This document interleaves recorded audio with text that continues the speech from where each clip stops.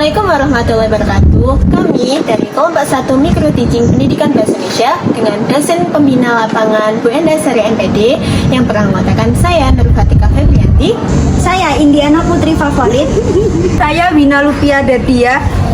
Saya Ventina Cika Prahesta. saya Ainur Firdaus, Saya Yolanda Valentin Mardika. Saya Sarah Ayu Wulandari.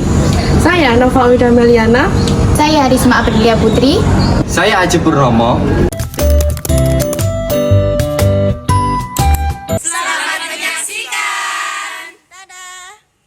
Assalamualaikum warahmatullahi wabarakatuh. Saya Ventina Cika Prahesta dari Prodi Pendidikan Bahasa Indonesia, mewakili kelompok 1 akan menerangkan mengenai capaian pembelajaran atau CP dan alur tujuan pembelajaran atau ATP.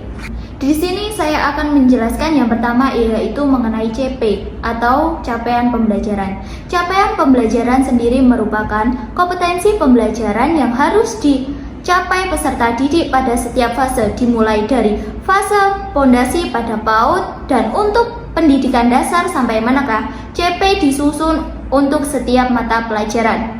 Untuk CP yang pertama yaitu pada menyimak, di mana peserta didik mampu mengevaluasi berbagai gagasan atau pandangan berdasarkan kaidah logika berpikir dari menyimak berbagai tipe teks, baik itu secara fiksi maupun non-fiksi, dengan mengapresiasi gagasan dan pendapat untuk menanggapi teks yang disimak. Yang kedua, peserta didik mampu menyimak dan menafsirkan serta mengapresiasi, mengevaluasi, dan menciptakan teks sastra Nusantara maupun teks karya tulis ilmiah seperti pada nilai puisi rakyat, pantun, syair, hikayat, dan gurindam. Untuk sastra universal seperti novel, puisi, prosa, drama, film, maupun teks multimedia.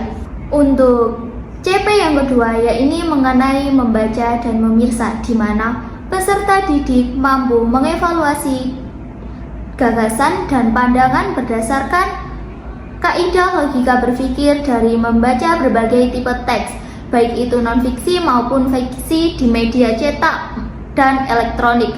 Dan peserta didik mampu mengapresiasi teks fiksi maupun non-fiksi tersebut, baik itu bisa juga untuk melakukan pada karya tulis. Untuk selanjutnya, peserta didik mampu membaca dan memirsa serta menafsirkan, mengapresiasi, mengevaluasi, dan menciptakan teks sastra Nusantara seperti puisi rakyat, pantun, syair, hikayat, gurindam, dan sastra universal seperti novel, puisi, prosa, drama, film, dan teks multimedia lisan ataupun cetak juga bisa digunakan untuk karya tulis ilmiah.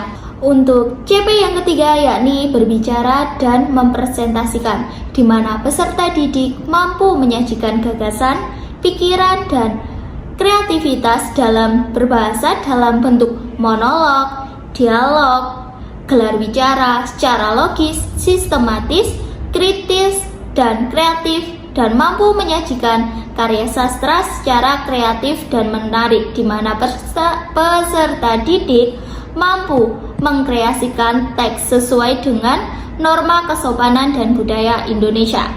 Yang kedua, peserta didik mampu menyajikan dan mempertahankan hasil penelitian serta menyimpulkan masukan dari mitra diskusi. Untuk CP yang keempat yaitu menulis, di mana peserta didik mampu menulis gagasan, pikiran, pandangan, pengetahuan, metakognisi untuk berbagai tujuan secara logis, kritis, dan kreatif, di mana peserta didik mampu menulis karya sastra dengan berbagai genre.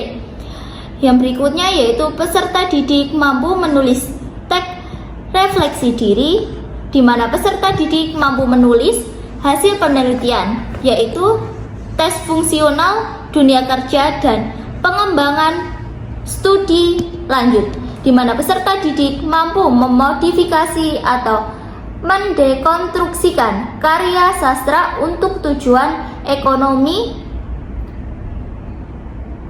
kreatif, di mana peserta didik mampu menulis teks sastra Nusantara seperti tadi, yaitu puisi rakyat, gurindam, drama, dan lain sebagainya. Untuk penjelasan selanjutnya yaitu mengenai alur tujuan pembelajaran atau ATP.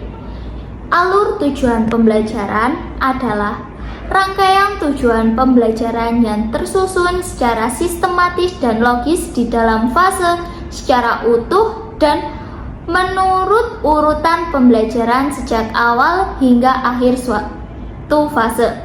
Susunan dalam ATP kurikulum Merdeka ini dibuat secara linear sesuai dengan urutan kegiatan pembelajaran yang dilakukan dari hari ke hari untuk mengukur capaian pembelajaran dari seorang peserta didik. Alur tujuan pembelajaran atau ATP dari materi karya tulis ilmiah yang pertama yaitu elemen yang pertama yaitu menyimak, di mana alur tujuan pembelajarannya atau ATP-nya yakni siswa mampu mengenal ragam bahasa ilmiah, ejaan, dan tanda baca, serta mampu memahami koherensi antar kalimat dari paragraf yang telah disampaikan. Yang elemen yang kedua yaitu menulis, di mana alur tujuan pembelajarannya atau ATP yaitu siswa mampu menulis karya ilmiah dengan tema peran flora dan fauna dalam konservasi alam dengan memperhatikan kaidah penulisan karya ilmiah. Untuk elemen yang ketiga yaitu membaca dan memirsa, yaitu yang dimana alur tujuan pembelajarannya atau ATP yang ada di dalamnya yakni siswa mampu membaca jurnal karya ilmiah dan mengenal sistematika karya ilmiah yang telah dijelaskan. Elemen yang terakhir yaitu berbicara dan mempresentasikan, di mana alur tujuan pembelajarannya atau ATP yang ada di dalamnya yaitu seorang siswa mampu menyajikan karya ilmiah dengan tema peran flora dan fauna dalam konservasi alam dengan aplikasi presentasi, yaitu di mana nanti seorang siswa akan mempresentasikan hasil kerja dari kelompok maupun individu. Terima kasih, sekian penjelasan mengenai CP dan ATP hasil kerja dari kelompok 1. Untuk presentasi selanjutnya yaitu mengenai modul, media, dan asesmen akan disampaikan oleh Mbak Feby. Kepadanya dipersilahkan. Baik, di sini saya akan melanjutkan menjelaskan mengenai modul ajar karya tulis ilmiah yang bertemakan berperan dalam konservasi alam Indonesia lewat karya tulis ilmiah. Yang pertama ada identitas modul. Dalam identitas modul terdapat nama penyusun. Dalam nama penyusun ini adalah kelompok 1. Satuan pendidikan yang akan diambil dari modul ini adalah kelas SMA atau tingkat SMA. Kelas atau fasenya kelas 11 fase F. Mata pelajarannya bahasa Indonesia. Pembelajarannya adalah mengenal karya tulis ilmiah tentang konservasi alam, dan prediksi dalam alokasi waktunya adalah 2 CP. Kemudian tahun pembuatannya adalah 2024. Selanjutnya adalah kompetensi awal. Di dalam kompetensi awal ini adalah guru dapat melakukan apresiasi dengan cara melakukan curah gagasan terkait bagian karya ilmiah maupun cara memperoleh data dan fakta dalam sebuah karya tulis ilmiah. Guru juga dapat memantik pengetahuan latar peserta didik dengan bertanya mengenai perbedaan sebuah karya tulis ilmiah atau dengan karya tulis fiksi yang dibahas di dalam bab-bab sebelumnya. Kemudian guru juga mendapat mengajak seorang peserta didik untuk mendefinisikan apa sih sebuah karya tulis ilmiah itu berdasarkan pengetahuan awal seorang peserta didik. Selanjutnya adalah profil pelajar Pancasila.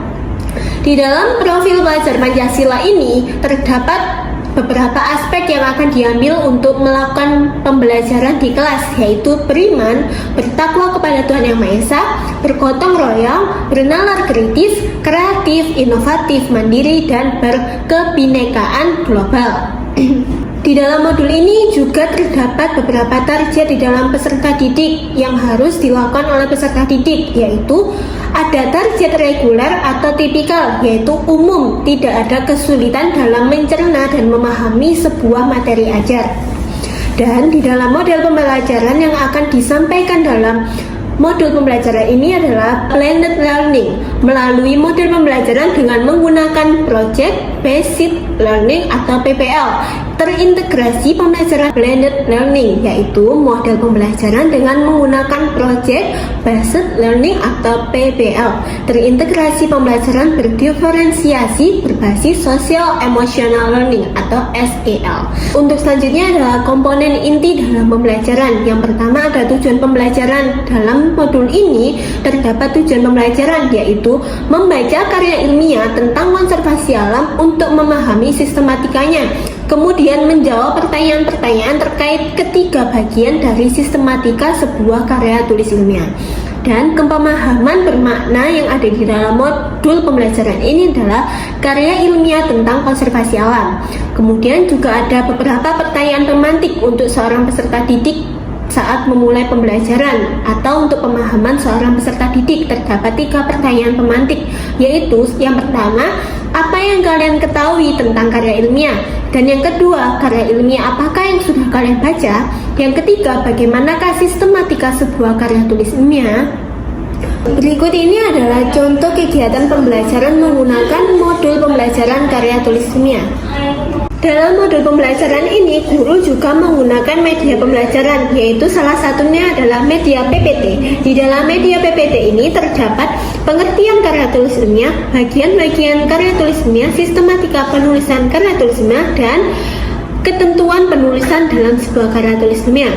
Setelah guru menjelaskan melalui PPT, guru menyuruh seorang peserta didik untuk melakukan diskusi. Setelah melakukan diskusi, guru memberikan penugasan melalui game spinner atau flower spin yang sudah disediakan guru. Bisa dilihat pada video selanjutnya.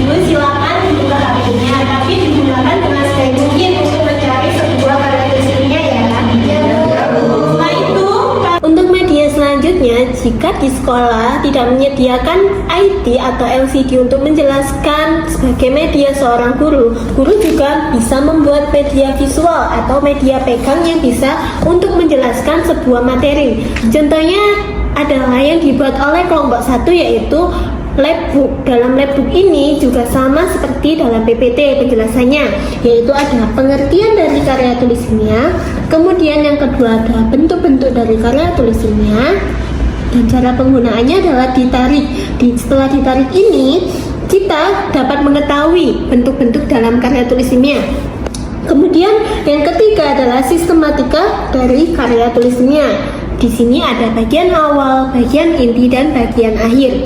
Setelah guru menjelaskan melalui penjelasan yang ada di labbook ini juga terdapat penugasan juga di dalam labbook ini menggunakan spinner. Di dalam spinner ini, jika seorang siswa melakukan spin menunjukkan di angka 3 atau 2, siswa dapat mengambil soal di dalam kantong soal. Siswa dapat mengambil soal di dalam kantong soal sesuai dengan angka yang dia peroleh di dalam spin ini.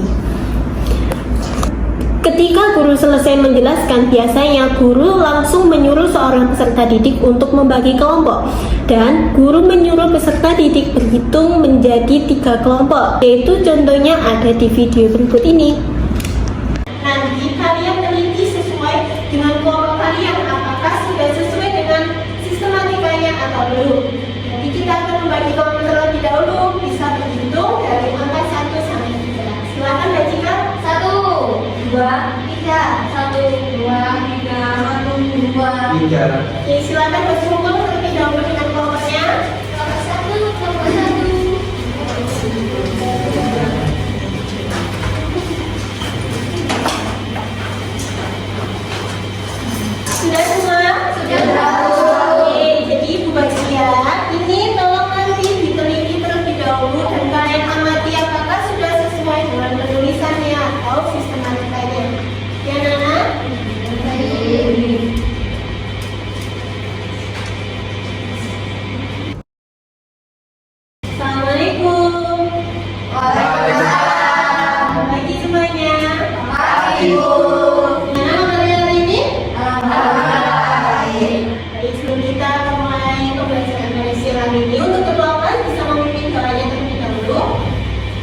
Sebelum pembelajaran mulai, apakah baca yang doa bersama? Doa mulai. Selesai. Terima kasih. Ada yang tidak masuk? Dibuat terlebih dahulu ya. Ya, Bu. Acik, Hadir. Vina, hadir Bu. Kita, hadir. Ainun, hadir. Diana, hadir Bu. Yolanda, hadir Bu. Sarah, hadir. Nova, hadir. Risma, hadir. Ada yang belum dipanggil? Sudah. Terima kasih. Masih ingat nggak kemarin kita mempelajari tentang apa? Ada yang tahu drama itu apa yang kemarin kita pelajari? Saya. Silakan Mbak Ainun. Karya sastra yang dipentaskan. Bagus. Untuk contohnya bisa menyebutkan kemarin apa saja? Terima kasih. Jadi hari ini kita akan melanjutkan materi kita. Jadi tujuan pembelajaran kita hari ini adalah mempelajari tentang sistematika penulisan sebuah karya tulis ilmiah. Tapi sebelum kita melakukan pembelajaran tentang sistematika penulisan sebuah karya tulis ilmiah, kita harus mengetahui apa sih karya tulis ilmiah itu. Ada yang tahu nggak karya tulis ilmiah itu apa? Silakan Mbak Indiana. Tulisan yang membuat argumentasi penalaran keilmuan serta diaplikasikan ke bahasa tulisan yang baku. Terima kasih Mbak Indiana. Beri tepuk tangan Mbak Indi. Jadi karya ilmiah adalah karya tulis yang dibuat dengan prinsip-prinsip ilmiah sesuai dengan data dan fakta yang ada. Jadi penulisan sebuah karya tulis ilmiah itu harus sesuai data yang ada, tidak boleh mengada-ada. Kemudian biasanya penelitian yang dilakukan dalam sebuah penulisan sebuah karya tulis ilmiah adalah penelitian tentang ilmu pengetahuan sosial, budaya, masyarakat, dan lain-lainnya.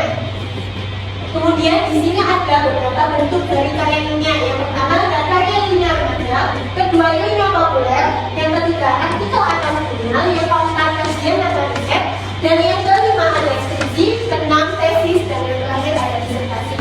Ada yang tahu nggak yang pertama yaitu karya ilmiah remaja itu apa? Saya Bu. Silakan Risma.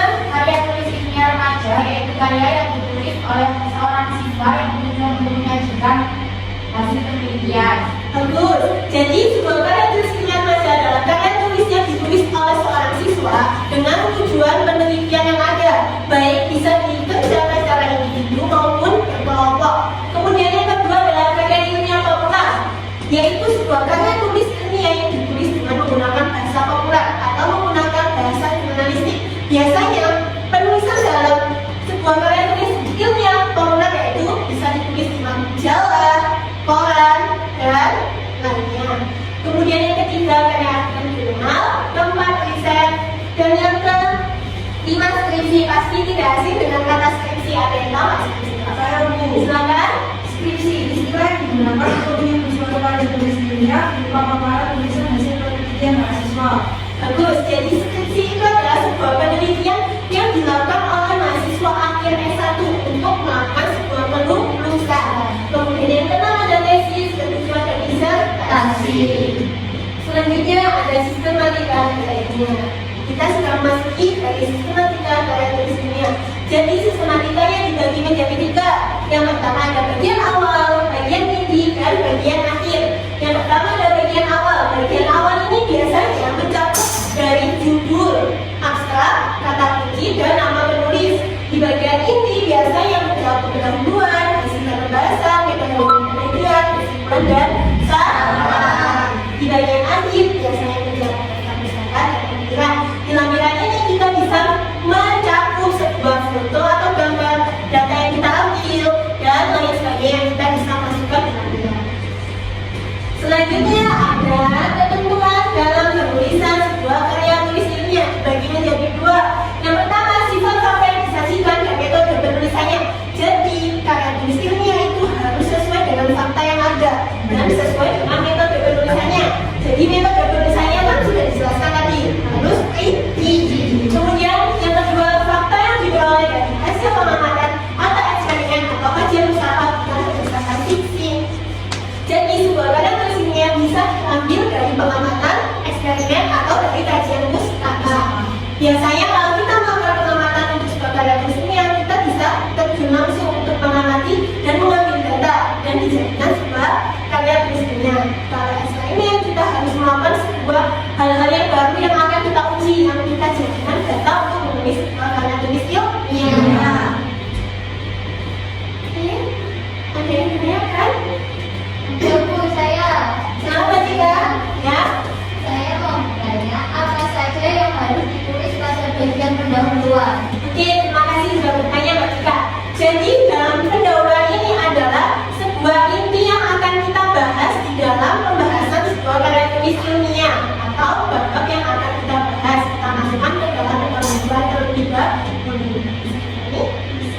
identifikasi Betul.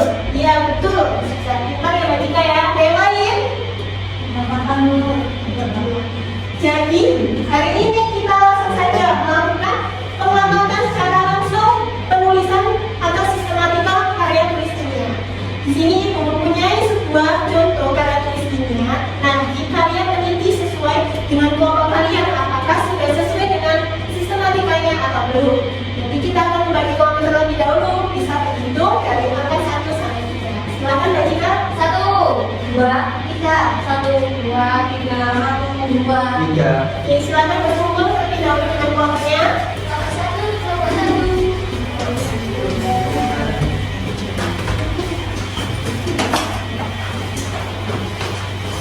Sudah semua? Sudah. Oke, jadi buat dia, ini tolong nanti diteliti terlebih dahulu dan kalian amati apakah sudah sesuai dengan penulisannya atau sistematikanya. Yang mana?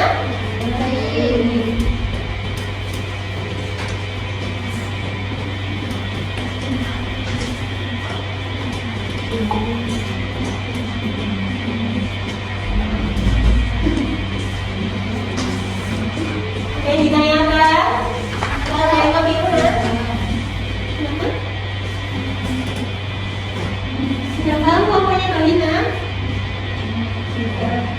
Maka sudah sesuai atau belum itu? Yang mati aja dulu ya anak-anak. Itu sudah selesai atau belum? Yang ibu jelaskan tadi gimana? Kata kuncinya tidak ada. Sama mengira. Itu belum sesuai dengan sistematika penulisan. Masih kurang. Ya, tapi biasanya lampiran dimasukkan ke sininya. Dan ini juga termasuk lampiran. Ini biasanya bisa sudah selesai anak-anak? Sudah. Selamat diumumkan ke depan kita lagi. Terima kasih. Oke, selanjutnya kita akan bermain game. Tapi game ini juga untuk pembelajaran kalian, untuk mengetes seberapa jauh pemahaman kalian tentang sistematika penulisan sebuah karya tulis kimia. Jadi, ibu punya flower spin. Di flower spin ini terdapat beberapa bagian sistematika penulisan karya tulis kimia dari bagian awal sampai bagian akhir. Nanti setiap kelompok pembelajaran maju untuk men-spin flower spin ini. Jika kelompok kalian mendapatkan hasil dan pembahasan ketika diputar seperti ini, nanti kelompok kalian akan menganalisis atau mengamati sebuah karya tulis kimia yang mencakup hasil dan pembahasan. Nanti isinya seperti apa sih hasil dan pembahasan itu? Dapat dimengerti? Jadi nanti kelompok kalian mengamati dari artikel atau karya tulis kimia ini dan dianalisis dari handphone kalian masing-masing. Nanti bisa membuka handphone kalian untuk mencari sebuah karya tulis kimia. Bisa. Pembelajaran kelompok 1 untuk speed. Iya, semangat Yola.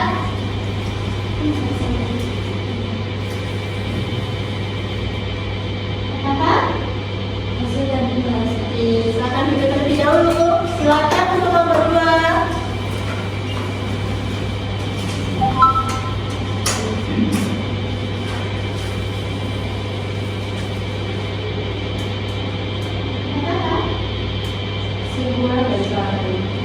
Silakan duduk dulu.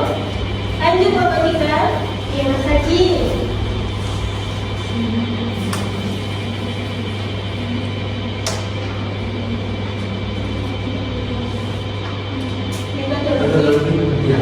Terima kasih. Semoga sudah maju. Silakan dibuka HP-nya, tapi digunakan dengan sebaik mungkin untuk mencari sebuah karya tulis kimia ya. Setelah itu, kalian setelah menganalisis nanti silakan perwakilan kelompok mempresentasikan hasilnya. Oke? Silakan kita terlebih dahulu.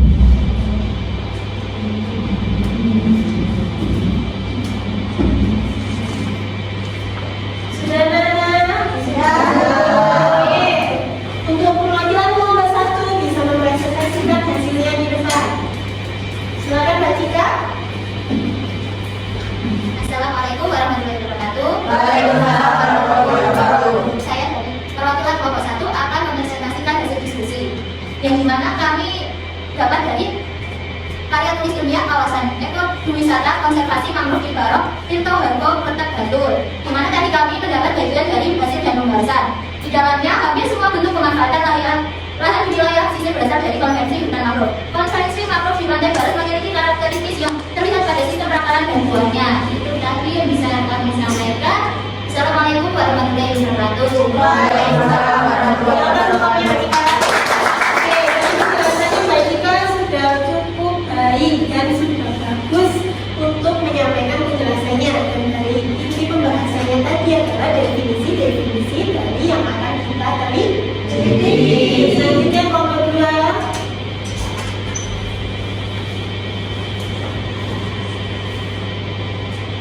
Assalamualaikum warahmatullahi wabarakatuh. Di sini saya perwakilan dari kelompok 2 akan membacakan hasil diskusi kami, yaitu pada tulis ilmiah yang berjudul Dinamika Hukum Konservasi Alam sebagai Fenomena dalam Pembangunan Ibu Kota Negara. Nah, kelompok kita mendapat bagian analisis, yaitu simpulan bangsawan, yaitu konsep konservasi sumber daya alam hayati yang berkembang secara global mengarah pada menjaga keanekaragaman hayati dan ekosistem pembangunan berkualitas yang telah diintegrasikan dalam visi dan tujuan pembangunan. Sekian yang dapat saya sampaikan. Terima kasih. Assalamualaikum warahmatullahi wabarakatuh.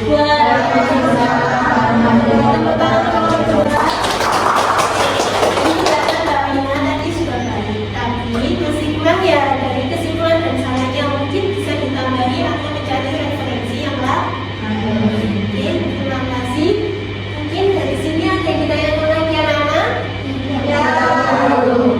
Jadi pembelajaran tadi hari ini sudah selesai. Kesimpulan dari pembelajaran yang kita ambil adalah karya tulis ini adalah karya tulis yang ditulis secara fakta dan data yang ada, tidak boleh mengada-ada. Dan tadi sistematika penulisan dari sebuah karya tulis dibagi menjadi 3. Ada bagian apa saja? Bagian awal, bagian inti, dan bagian akhir. Di bagian inti tadi terdapat apa Mbak Nova? Bisa disebutkan?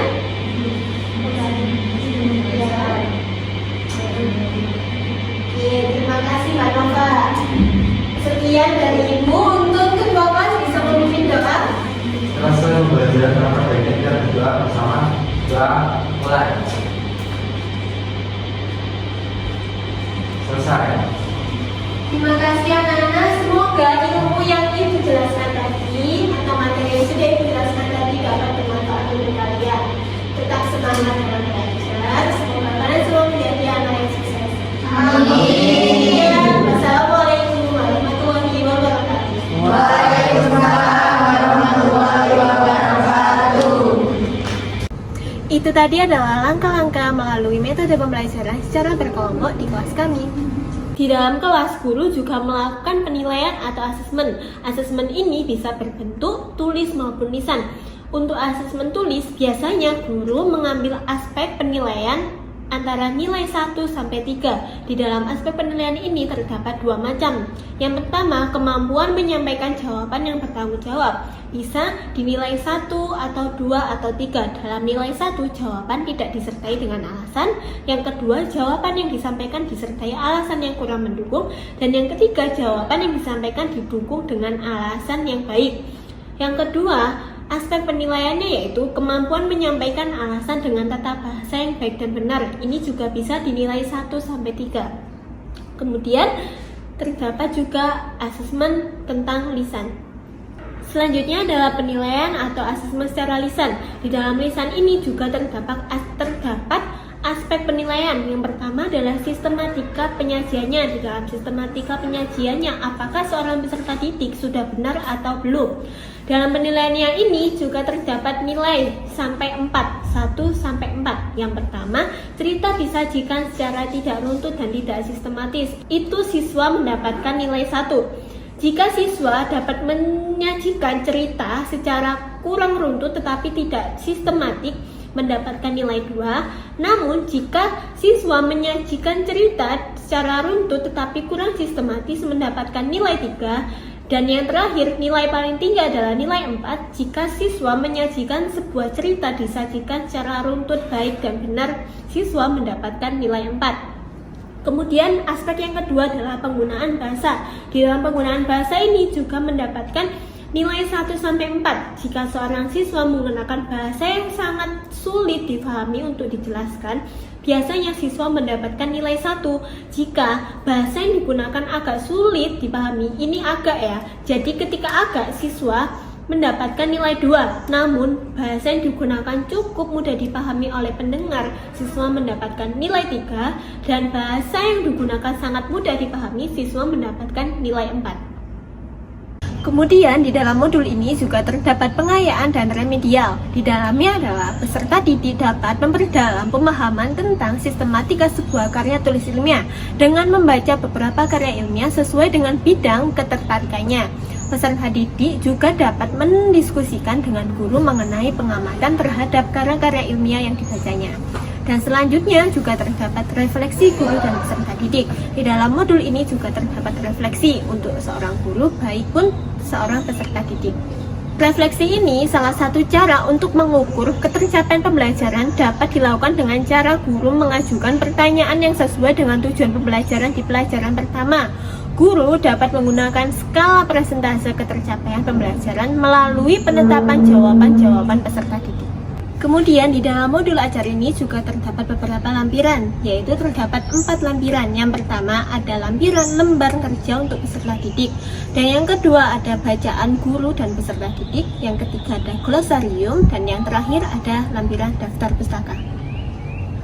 Sekian yang dapat saya sampaikan. Mohon maaf bila ada salah kata atau perbuatan. Saya memohon maaf seikhlas-ikhlasnya. Sekian, wassalamualaikum warahmatullahi wabarakatuh.